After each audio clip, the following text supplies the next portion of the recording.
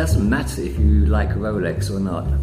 I think you have to respect the fact that over 70 years ago, in 1953, they designed a watch that has not only remained almost unchanged over all that time, but has remained the most popular design ever. I can't think of any other product that can claim that. So does that mean that this design is perfect? Now, the problem when reviewing a homage of the Subby is that because it's the most copied design in the watch world, there's often very little difference between one brand and another. In the budget range, those differences are mainly down to basic quality, materials, and colour deviations from the original black and patina. I think the Tevise T-801 stands out from other brands in its large variety of colourways. So let's have a look at this thing.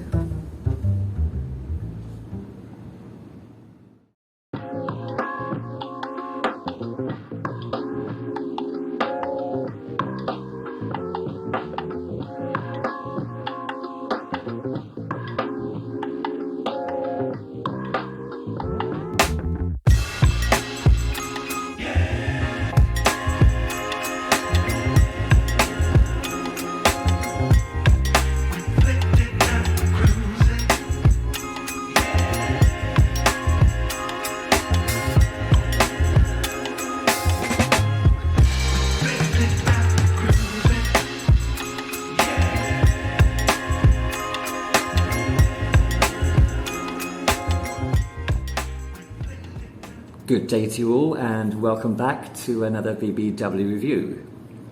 Now, I'm guessing that anyone watching this review who collects watches has at least one Rolex Submariner copy. Now, that's the thing that makes a review so difficult is, as I mentioned earlier, is that there's very little difference between one brand and another. Now, Tevise got around this by introducing a large colorway. I think they have about 11 different colors, and the reason I bought a copy of the Submariner is primarily because of those colors.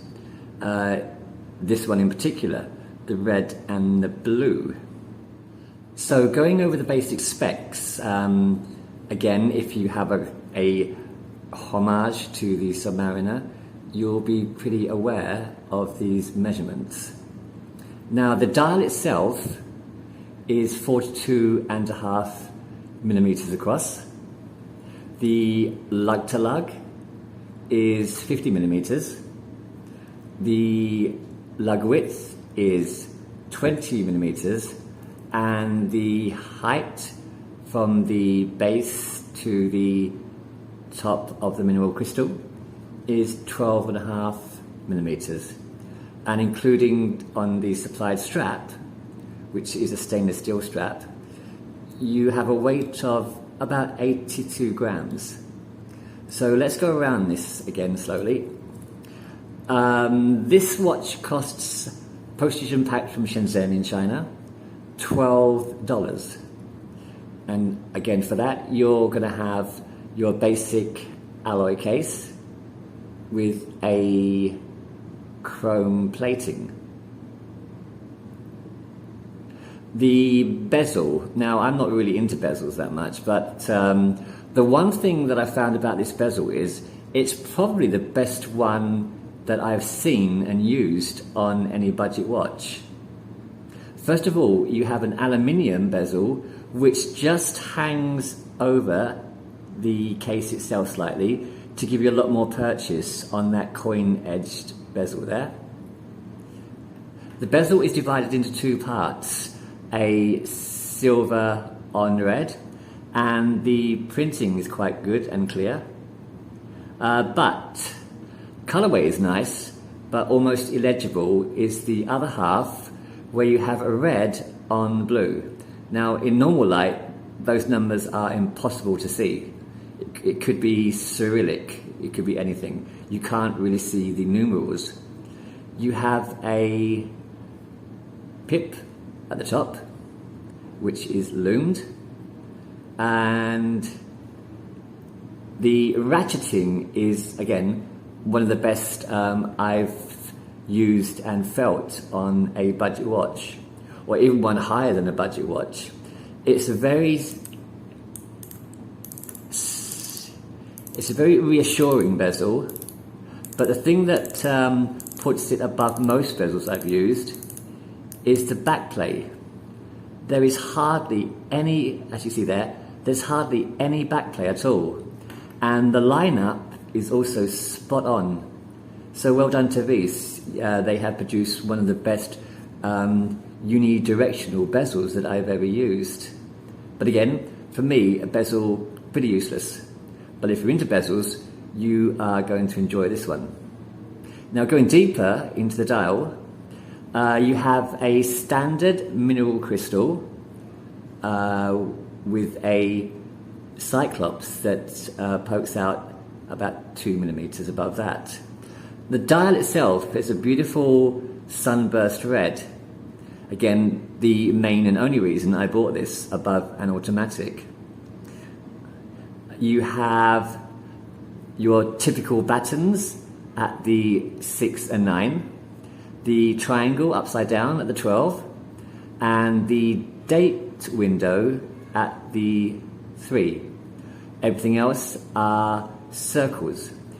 They are all loomed and all bordered in, on this variety, in a gold metal. Now, if this is directly on, you can see that the cyclops is much too far left. Is that left? Yeah, much too far left. That's fine there, centered. But when the watch face itself is centered, the date window is pushed too far left, or the cyclops is pushed too far right. And the magnification, I'm guessing it's about a 1.5 magnification at the most. But as I keep mentioning, if you've seen my other videos, the bezel and a date window are kind of superfluous to me when choosing a watch, so not a problem for me. I don't really use date windows, as I don't really use bezels. Going back to the side, you have a standard push-pull crown with crown guards just falling short of the top of that crown there. The bezel itself, going back to the bezel itself, is coloured in a rose gold, which matches the borders of the indices and also the hands and the links down the aluminium bracelet. Back to the face. So in between the applied indices, you have a printed chapter ring for the minutes. Below the 12, let's move that out of the way. Below the 12, you have, let's get that going. Below the 12, you have the device logo, which is printed. Below that, you have the device name and quartz. Above the 6, you have 100 feet, 30 meters, 3 ATM, hand wash only, no swimming. Superlative chronometer. If you've ever seen other reviews of Tevise, you'll see this is one of the bugbears that people complain about. What is a superlative chronometer? And it's, if I can zoom in on that 1 second. Officially certified. No, it's not. No one certifies this. So a bit of a lie there, but that kind of misleading information is quite common on budget watches. And zooming back out. Oh, actually, we'll stay with the zoom in for the handset. Handset is your typical Submariner hands. The Mercedes for the hour, the stick for the hour, and the lollipop, let's get that lollipop going, the lollipop for the second hand. So you can see the magnification there. Not much at all. The hands, as in the indices, are loomed, just a lick of loom. that may give you a few seconds of visibility in the dark. And like the indices, they are bordered here in a rose gold. So the colorway and the color matching is quite nice. Everything's done quite well. It's quite a nice design. And that's about it. Again, I really do like that sunburst. On to the back of the watch. The basic information: stainless steel back cover, which implies that the rest of the watch is not, and water resistance, although it doesn't say how much. So referring to the front, it is 30 meters. The movement inside is a basic Chinese movement, and again, I don't know and don't really care what kind of movement. They all appear and seem the same to me. Onto the bracelet. The bracelet is rose gold to match the rest of the watch, and it is stainless steel. I can't make out if they're solid links, but I do feel solid links, and they're all push pin adjustments. Yeah, I think they're solid links. Each link is, how many links is it? One? You have, each link is 3 parts.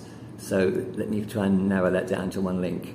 So you'll have this part, and this part. So each link is in 3 sections. Articulation is actually quite good. These straps are very good. Again, 20 millimeter at the lugs, narrowing down not much to 18 millimeters at the butterfly deployment clasp. And I do like these clasps more than any other clasps. Okay, so, not exactly perfect there. Let's try that again. So, yeah, there does seem to be a gap there. It is secure, but there is a gap there. I never noticed that before. So let's have a look at this thing on the wrist. And here we are on a profile shot. Now, the one thing I don't like about the Submariner design with the case is that it's so flat. It doesn't accommodate for the human wrist. And human wrists have an arch or a bend. So when you put something flat on something that bends, you're going to get gaps. Not so much under the right side of my wrist, but as you can see on the left side, there is quite a noticeable gap. So I don't like that at all. And it's not even that the lug length is particularly long. It's 50 millimeters. I've had watches of 58 millimeters that actually look better because the lugs curve down and the Submariners do not. A front view. So it is a nice looking watch though. I mean, I understand why it's so popular and why it's classic. It's just a really, really good design. Let's center that a bit. There we go. Wrist roll. Is that gap still there? Yeah, I'm not happy with that, but it's secure enough.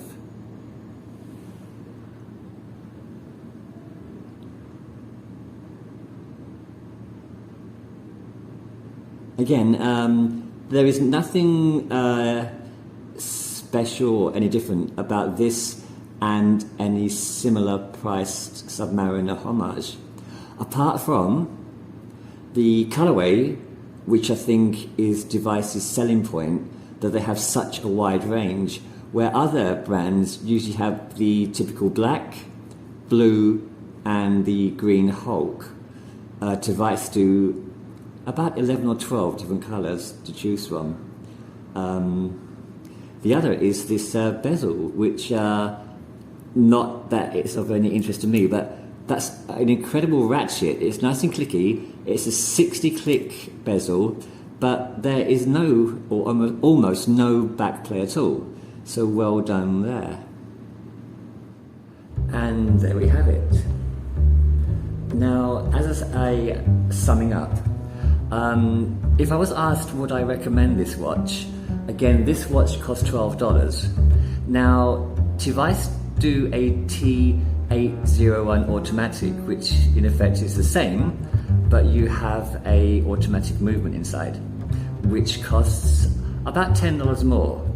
So if you're comparing a quartz at $12 with the same watch but slightly heftier and with a better movement, automatic, at $22, I would say I wouldn't recommend this.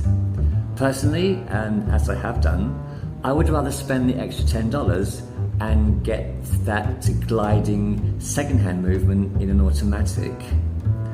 So, but if you're not interested in automatics, yeah, $12 for a quite well-made homage of the Submariner is pretty good. But again, if you do have that extra $10, don't buy this, get the automatic, which I will be doing a review of later. Anyway, that's it for today. Thanks for watching, and I hope to see you again soon with another watch on the green chair. Until then, take it easy.